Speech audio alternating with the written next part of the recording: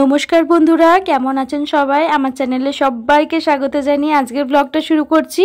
কালী পুজো পেরিয়ে গেছে, আজ প্রায় 15 দিন হয়ে গেল। আজকে রাস পূর্ণিমা, কিন্তু এই 15 দিনের মধ্যে আমার ব্লগগুলোকে এডিট করে তোমাদের সঙ্গে শেয়ার করা আর হয়ে ওঠেনি। যেহেতু স্কুল কলেজ খুলে গেছে, সমস্ত রকমের কাজবাজও শুরু হয়ে গেছে, তাই স্কুল টিউশন করার পর আর সময় হয়ে ওঠেনি ব্লগটা এডিট করব। তারপরে আমার ঠান্ডা লেগে গিয়ে ভীষণ রকমের গলা ব্যথা আর কাশি হয়েছিল, সেজন্য ভয়েস ওভারটাও দিতে পারিনি। চলো আজকে তাহলে শেয়ার করি তোমাদের সঙ্গে পুরো কালী পুজোটা আমি কিভাবে কাটালাম। এটা কালী পুজোর আগের দিনে আমরা বেরিয়ে পড়েছিলাম ঘুরতে। যেহেতু কালী পুজোর দিন উপোস থাকে, পুজো থাকে, ঘোরা হয় না, তাই আমরা ভেবেছিলাম আগের দিন একটু ফাঁকায় ফাঁকায় ঘুরে নিই প্যান্ডেলগুলো। তো প্রথমেই আমরা চলে এসেছি আপকার গার্ডেনে ঠাকুর দেখতে। আর এখানে এসে দেখার পর তো আমরা মুগ্ধ হয়ে বেশ অনেকক্ষণ দাঁড়িয়েছিলাম। প্যান্ডেল দেখা হলো, আর আজকে ওপেনিং সেরেমনির জন্য প্রোগ্রামও হচ্ছিল। তারপর যখন ভেতরে প্রবেশ করলাম, একদম মায়ের মূর্তি কি বলবো, এত অপূর্ব লাগছিল। কিন্তু বলে না, পুজো না হলে ঠিক কেমন একটা ফাঁকা ফাঁকা লাগে, সেরকমই লাগছিল। পুজোর পর মাকে যতটা ভালো লাগে দেখতে চায়, প্যান্ডেলটা সেরকম মানানসই লাগছিল না, যেহেতু পুজো হয়নি। তাই সেখান থেকে বেরিয়ে পড়লাম। এবার রাস্তার ধারে আশেপাশে যে ছোট ছোট ঠাকুরগুলো হয়েছিল, সেইগুলো একটু একটু করে আমরা ঘুরে নিলাম। সব জায়গায় এখন একদম ফাঁকা। কোথাও কোথাও তো এখনও প্যান্ডেলের প্রস্তুতিও চলছে, সম্পূর্ণটা এখনও হয়ে ওঠেনি। এই যেমন রাস্তা ধারে এই প্যান্ডেলটা দেখলাম বেশ ফাঁকা। ভেতরে কালী মূর্তি স্থাপন করা হয়ে গেলেও প্যান্ডেলের কাজ এখনও পুরোপুরি শেষ হয়নি। তারপরে আমরা বেরিয়ে গেলাম, এটা ছিল লোয়ার চালিডাঙ্গাতে। লোয়ার চালিডাঙ্গা জায়গাটায় বেশ ভালো, এটা একটা ক্লাব ছিল। আর অনেক দিন পর এরকম সিনারির ঠাকুর দেখলাম। ছোটোবেলায় যখন সিনারির ঠাকুর দেখতাম বেশ ভালো লাগতো, আর এই সিনারির ঠাকুরগুলো অনেক দিন পর দেখলাম। এখন তো আর সেরকম সিনারির ঠাকুর দেখাই হয় না। তারপর চলে এসেছিলাম আসানসোলের বুধা মাঠে। বুধা মাঠের ঠাকুরটাও বেশ সুন্দর হয়েছিল আর একদম ফাঁকা ছিল। মেলাও এখনো পর্যন্ত বসেনি, সব দোকানপাট একদম বন্ধ। তো অগত্যা সেখান থেকে বেরিয়ে চলে গেলাম রামসাহেব ময়দানে। এসে দেখি সেখানেও ঠাকুর আর প্যান্ডেল কোনোটাই এখনো পর্যন্ত কমপ্লিট হয়নি, শেষ মুহূর্তের প্রস্তুতি পুরোদমে চলছে। যাই হোক, তারপরে চলে এসেছিলাম বাড়ি। আর পরের দিন আমি আর আমার বুনু মিলে ঠিক করেছিলাম রঙ্গোলি দেব। তাই একটা কাঁসের থালাকে উল্টে তার চারপাশে গোল গোল গোল গোল করে আমরা ডিজাইন করছিলাম। অনেকটা ইউটিউব থেকেও সার্চ করেছিলাম। আসলে আমি আমাদের পাশের আশেপাশে যারা থাকেন তারা সবাই নন বেঙ্গলি ফ্যামিলি, আর তাদের বাড়িতে না তারা সুন্দর করে রঙ্গোলি দেয়। তাই ওই রঙ্গোলিগুলো দেখে আমাদেরও ইচ্ছা হলো, প্রত্যেক বছর তো আলপনা দিই, এবারে রঙ্গোলি দেবো। তাই বুনু সুন্দর করে কার্ডবোর্ড কেটে নিয়েছিল আর সুন্দর ডিজাইন করছিল। কিন্তু আমাদের পাশের বাড়ি পুচকুটা এসে শেষ মুহূর্তে আমাদেরকে ভীষণ জ্বালাচ্ছিল, ও আমাদের সঙ্গে রঙ্গোলিতে হাত লাগাবে। আর শেষটা দেখো কেমন ঘেটে দিয়েছিল। সন্ধেবেলায় আমরা সবাই মিলে চলে এসেছিলাম ছাদে ফটকা ফাটাতে। ছোটবেলা থেকেই না দিওয়ালিটা আমরা এইভাবেই কাটাই, থার্মোকলের ঘর বানিয়ে পুজো করতাম, তারপরে এইভাবে ফটকা ফাটাতাম। এই জিনিসগুলো এখনও আমাদের ঘরে হয়। আমরা এখন এত বড় হয়ে গেছি, এখন যদি আমরা বলি পুজোর দিন বাইরে বেরোবো, এসব করবো না, তখন আমার দাদু বলে, কেন ছোটো থেকে তো এই জিনিসগুলো করে এসেছিস, এখন কেন করবি না? সেই আগের দিনের কথাগুলো মনে পড়িয়ে দেয়। তারপরে মনে হয় সত্যিই তো এই একটা দিনই তো সেই জিনিসগুলোকে ফিরে পাই। এবছর আবার একটা ফানুস নিয়ে এসেছিলাম। গত বছর যে ফানুসটা নিয়ে এসেছিলাম সেটা একটুও ওড়েনি, তাই এবছরের ফানুসটা ভাইকে দিয়েছিলাম, তুই ট্রাই কর, আমি করব না। অ্যাকচুয়ালি আগের বছর আমি ওটাকে খুলতে গিয়ে ছিঁড়ে ফেলেছিলাম, তাই এই বছর আমি সেই দায়িত্ব নিইনি। আমি ক্যামেরা ধরে আছি আর ভাই ওইদিকে ফানুস জ্বালাচ্ছে। ফানুসটা আলটিমেটলি অনেকক্ষণ জ্বালানোর পর শেষমেশ উড়ে গেল। আর যেই মাত্র উড়লো সেই মাত্র আমাদের কি আনন্দ! তার আগে অবধি তো আমাকে সবাই বলছিল কম দামে সস্তার মাল এসেছিস, এইবারেও আর ফানুস উড়বে না। যাই হোক, ফানুস ওড়ানোর পর আমরা গিয়েছিলাম একটুখানি মেলা দেখতে। এই মেলাটা আমাদের বাড়ির সামনে একদম গোপালনগর ফুটবল ময়দানে হয়। ব্যাপারটা হচ্ছে গিয়ে মেলা তো বসেছে ঠিকই, কিন্তু এখানে যে ঠাকুরটা হয় সেটাই 25 ফুটের। কিন্তু কোনো কারণবশত পুজোর আগের দিন সেই ঠাকুরটা পড়ে গিয়ে সমস্তটাই ভেঙে গেছে। তাই পরবর্তীকালে একটা ছোট্ট একটা ঠাকুর এনে পুজো করা হয়েছে।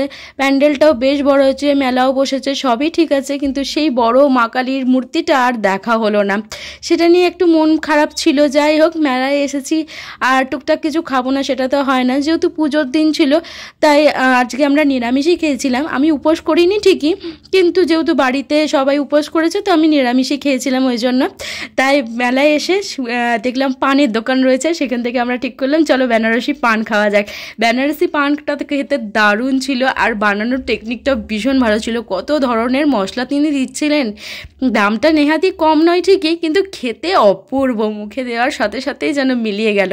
আর এই পান খাওয়ার চলটা না অনেক দিন ধরে, আমি মেলায় আসলে কিন্তু পানটা খাই, বিয়েবাড়িতেও যখন খাওয়ার পর একটা পান দেয় মনটা বেশ আনন্দে ভরে ওঠে। এবার পানটা সুন্দর করে মুড়িয়ে হাতে দেওয়ার পালা। পান যেই হাতে পেয়ে গেছি তখন আর দেখে কে আমাকে, কোনো ভাগ হবে না, আমি টুক করে হাত বাড়িয়ে পানটা নিয়েই নিলাম মুখে পুরে। যাই হোক, পান টান খাওয়া শেষ করলাম, তারপরে বাকি মেলাটাও ঘুরে দেখলাম। আজকে দোকানপাট খুললেও সেরকম মেলাতে ভিড় তো ছিলই না। তারপরে আমরা চলে এসেছিলাম মথুরার কেক খেতে, এটাও ছিল নিরামিষ। খাওয়া দাওয়া শেষ করে চলে এসেছিলাম বাড়িতে এসে রাত্রিবেলা আমরা গেছিলাম আমাদের মন্দিরে পুজো দিতে। আমাদের এখানে পুজো তখন প্রায় বসে গেছে, আমরা অনেকটাই দেরি করে গেছি। ইচ্ছা করে বাড়ি এসে স্নান টান করে আবার ফ্রেশ হয়ে আমরা পুজো দিতে গেছিলাম। আমার মা সন্ধ্যাবেলা থেকেই মণ্ডপে পৌঁছে গেছিলো। মা আর কাকিমা এখন দুজনে মিলে প্রদীপ সাজাচ্ছে, আর আমি এখানে দেখো বসে রয়েছি, বসে বসে পুজো দেখছি। আর এদিকে আমাদের পুরোহিত মশাই এখন যেখানে যজ্ঞ হবে সেই যজ্ঞর আসনটা রেডি করছেন, আর আমরা এখন বসে বসে দেখছি কি সুন্দর করে পুরোহিত মশাই যজ্ঞের আসনটা রেডি করছেন। একের পর এক কাঠ সাজিয়ে যজ্ঞ আরম্ভ হলো। প্রত্যেক বছরই আমরা গল্প গুজবের মধ্যে মেতে থাকি, তাই যজ্ঞটা মন দিয়ে দেখা হয় না, যজ্ঞ শুরু হয়ে যায় তারপর আমরা দেখতে শুরু করি। আর এই বছর যেহেতু আমরা মণ্ডপের ভেতরে প্রথম থেকেই বসেছিলাম, তাই প্রথম থেকে পুরো জিনিসগুলো আমরা দেখলাম, বেশ ভালো লাগছিল। যজ্ঞ শুরু হয়ে গেলে আর তখন কথা বলতে ইচ্ছা করে না। এখন যজ্ঞ প্রায় শেষের দিকে, তাই পুরোহিত মশাই বলেন যে প্রদীপগুলো ছিল সেগুলো জ্বালিয়ে দাও। বুনু উপোস করেছে, তাই 108টা যে প্রদীপ ছিল সেই 108টা প্রদীপ বুনু জ্বালাচ্ছে। আর ওইদিকে আমার মা, কাকিমা, পিসি সবাই মিলে যে মাটির প্রদীপগুলো ছিল সেই প্রদীপগুলো রেডি করছে। আর এখানে যজ্ঞ প্রায় শেষের দিকে হয়ে উঠেছে। প্রদীপগুলো জ্বালানোর পর কি অপূর্ব লাগছে না। যেহেতু আমাদের পুজো মণ্ডপটা বেশ ছোট, আর বুনু ওই সাইডের প্রদীপগুলো জ্বালানোর জন্য হাত পাচ্ছিল না, তাই আমি ওকে একটু একটু করে হেল্প করে দিচ্ছিলাম। আর এদিকে মাটির প্রদীপগুলো দেখো কি সুন্দরভাবে জ্বালানোর কাজ চলছে। আমাদের দুর্গা পুজোতে যত না এনজয় করি তার থেকে অনেক বেশি কালী পুজোতে এনজয় করি, ভীষণ ভালো লাগা। আর এখন চলছে বলির পরব। আমাদের এখানে তো এমনি কোনো বলি হয় না, আমরা এখানে চাল কুমড়ো, আখ আর কলা এই 3টে ফল বলিই হয়। বলির পরে আমাদের এখানে হয়েছিল পুষ্পাঞ্জলি আর আরতি দেখার পর তো কি বলবো, এত ভালোই যে লাগে। আমরা মায়ের কাছে প্রার্থনা জানিয়ে প্রসাদের থালা হাতে নিয়ে চলে এলাম বাড়ি। আর পরদিন ছিল আমার বাপির বার্থডে। বাপি তো জানতোই না আমরা এইভাবে সেলিব্রেট করব। সারা রাত জাগার পর বাপি ঘুমাচ্ছিল, আর আমরা সেই সময় বাপিকে ঘুম থেকে ডেকে বলছি, না তুমি কেক কাটো, তোমার বার্থডে আমরা সেলিব্রেট করব। তারপর সন্ধেবেলায় পিসি বলল আমাকে একটু আপকার গার্ডেনের ঠাকুরটা দেখিয়ে নিয়ে আসবি। তাই পিসিকে ঠাকুর দেখাতে এসে দেখি এখানে আজকে ফকির আর ব্যান্ডের প্রোগ্রাম হচ্ছে, আর এটা ওদের কোনো রকম প্রচারেই ছিল না। তাদের প্রোগ্রাম কি ছাড়া যায়? চলো তোমরাও তাদের একটু গান শোনো।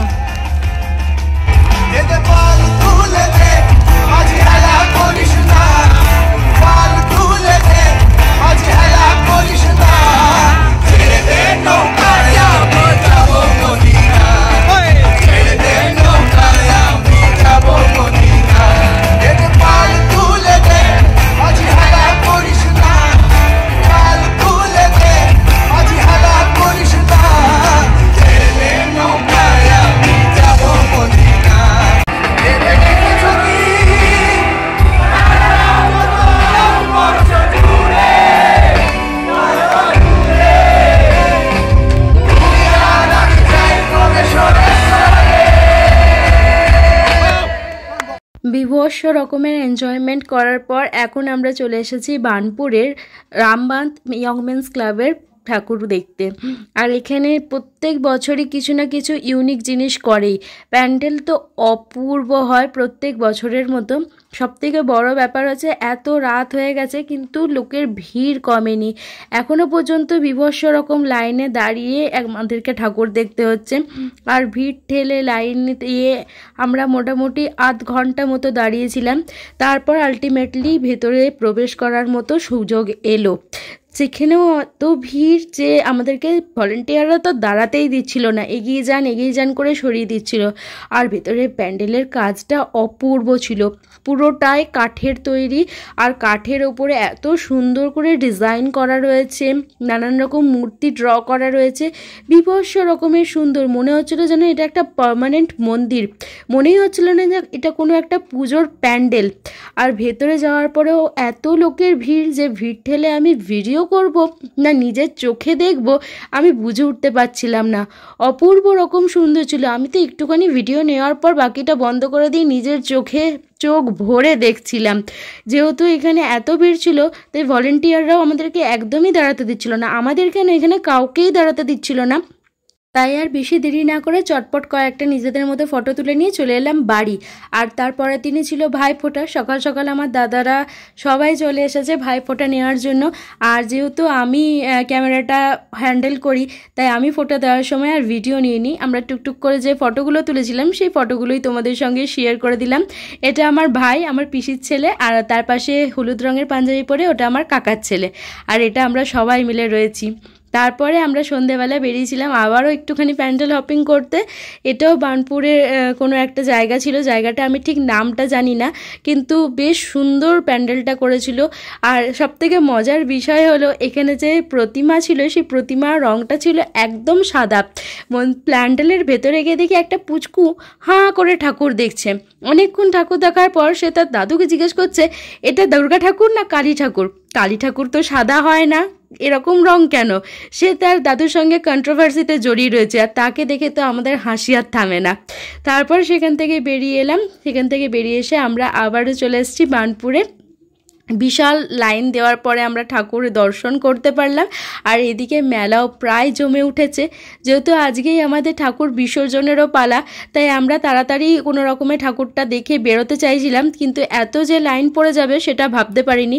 এখন বেশি দেরি হয়নি, মোটামুটি 5:30 6টা বাজে, কিন্তু তার মধ্যেই যে এত লাইন পড়ে যাবে সেটা ভাবিনি। ভেতরে ঢুকে কিন্তু দেখি অপূর্ব প্যান্ডেল হয়েছে, আর সবাই দাঁড়িয়ে নিজেদের মতো করে সেলফি নিচ্ছে। সেলফি নেওয়া তো এখানে যেন ম্যান্ডেটরি হয়ে গেছে।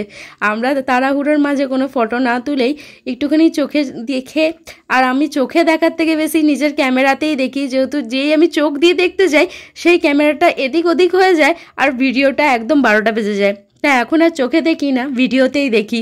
দেখতে দেখতে প্যান্ডেলের ভেতরেও প্রবেশ করলাম। ভেতরটাও কিন্তু অপূর্ব সুন্দরভাবে সাজানো ছিল, আর মায়ের মূর্তিটাও ছিল ভীষণ সুন্দর। ভিড় ঠেলে আগে যেতেই না যেতেই এখানে বলে ভলেন্টিয়ার বেরিয়ে যান, কানের সামনে বাঁশির আওয়াজ। বিরক্ত হয়ে আমরা কোনো রকমে ঠাকুর প্রণাম করে বাইরে চলে এলাম। একটুখানি মতোই আমরা মেলা ঘুরেছিলাম। তারপরে বাড়ি এসেই দেখি আমাদের মণ্ডপের ঠাকুরও বেরিয়ে গেছে বিসর্জনের জন্য। বিসর্জন কথাটা বলাটা ভুল, প্রতিমা নিরঞ্জনের জন্য বলাটাই ঠিক। সবাই বেরিয়ে পড়েছে, আর আমরা এই বিসর্জনের দিন ভীষণ রকমের এনজয় করি। সবাই পাড়ার যত মেয়ে বউ সবাই আছে, আমরা সবাই বেরিয়ে পড়ি। আমাদেরই বেরোতে আজকে একটু দেরি হয়ে গেল, যেহেতু আমরা এক্ষুনি বাড়ি ঢুকেছি ঠাকুর দেখার পর, তাই সবাই বেরিয়ে পড়েছে। এক পাক গোটা পাড়া ঘোরাও হয়ে গেছে, আমরা এতক্ষণে এলাম। যাই হোক, কোনো রকমে আমরা এবার ওদেরকে জয়েন করব। ওদেরকে জয়েন করার পর বেশ আমাদের নাচ গান শুরু হলো। আমরা বেশ আনন্দ করলাম। আনন্দ করে তারপরে এবার আমাদের বাড়ি ফেরার পালা। কিন্তু বাড়ি ফেরার সময় আর কি ভালো লাগে তখন, মা কালীকে প্রণাম করার যে একটা কান্না, যেন বাড়ির মেয়ে বাড়ি ছেড়ে চলে যাচ্ছে, সেই কান্না ভরা বেদনাদায়ক মন নিয়ে আমরা প্রণাম জানিয়ে চলে এলাম বাড়ি। পরের দিন আবারও ঘুরতে বেরিয়েছিলাম। যেহেতু এর আগের দিন যেদিন এসেছিলাম সেদিনকে প্যান্ডেল বা প্রতিমা কোনোটাই কমপ্লিট হয়নি, তাই আবারও চলে এলাম মেলা ঘোরার জন্য, ঠাকুর দর্শন করার জন্য। প্রত্যেক বছর আমরা রামসাহেব ময়দান আর গোপালনগরের ঠাকুর দেখার জন্য অধীর আগ্রহে বসে থাকি। এই দুটোই আমাদের ভীষণ প্রিয়। আর মেলায় এসে পাপড়ি চাট, ভেলপুরি, ফুচকা এসব না খেলে হয়। টুকটাক খাবার দাবার খেলাম, হেভি কিছু আমরা মেলা থেকে খাইনি। তারপরে এই রাইডসগুলো দেখছিলাম। এই রাইডসগুলোতে চাপার ক্ষমতা আমার নেই, কেননা আমার সঙ্গে দেওয়ার মতো কেউ নেই। এই রাইডসগুলোতে কেউ চাপে না।